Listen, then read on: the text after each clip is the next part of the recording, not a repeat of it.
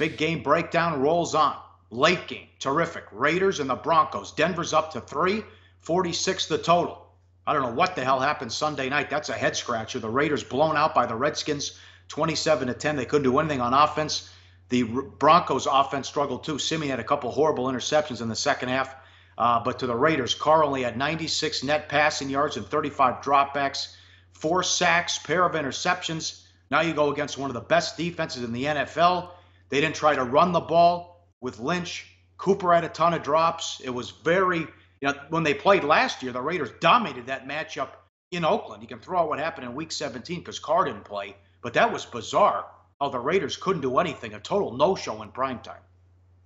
Well, one of the things that you want to, when you go back and kind of go through last week's results and try to assess them properly, I think there were a number of teams that were distracted by the national anthem controversy. Certainly you look at Pittsburgh's flat performance, and the issues that happened there. Oakland was the flattest effort of all. I mean, it really was. After the fact, we can point the finger, national anthem. It may or may not have been the case, but the bottom line is the Raiders were complete no-shows last Sunday night. Say what you want about what the Redskins brought to the table. Oakland brought absolutely nothing. We haven't seen that from the Raiders very often. Now, obviously, Derek Carr was miserable. The elite offensive line was miserable. Amari Cooper, we got to talk about him. This is the guy who led the NFL in drops as a rookie. He had 18. Last year, he had only 4 drops. Already this season, out of only 16 catchable passes thrown his way, his 2017 drop rate, again, the highest in the NFL, according to Pro Football Focus, based on their stats. Jack Del Rio, quote, talking about Amari Cooper, if I felt like I could talk my way through it, I'd be yapping all over the place. It's not something I can talk my way through. He's just going to have to make the catch, do the work. I believe in him. I believe that he will. Amari Cooper's quote, obviously, I like to look back on them and see how I dropped the ball and try to fix it. Most of the balls I've dropped have been the result of trying to run before I catch the ball. It can be a little frustrating, but you just have to go and fix it.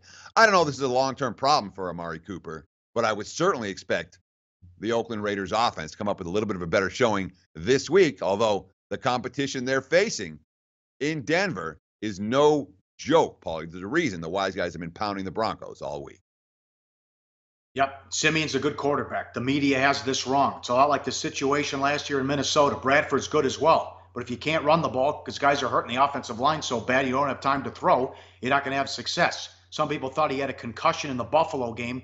He had 2 horrible interceptions in the second half. That was a reason why they lost.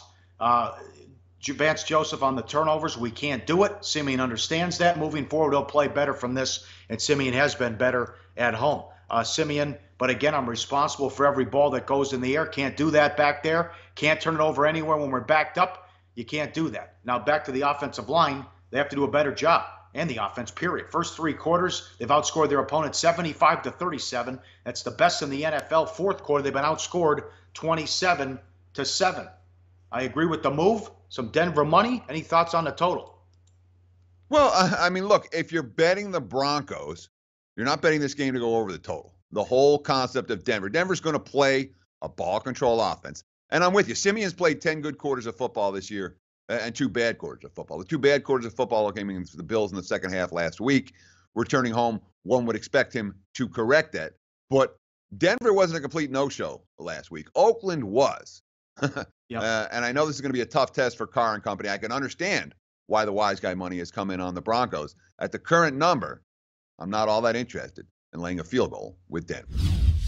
Hey, guys, for the full video, go to sbrpicks.com. Hey guys, thanks for tuning in to our channel. Now, we've put a lot of work into producing all these free videos, so please help us out and keep all our content free for you forever by simply liking, sharing, commenting, and subscribing. Now, not to mention, a visit to our industry-leading website will warm the hearts of all our SBR employees, especially myself. Now, the links are over there to the left, so do check those out. Thanks for watching.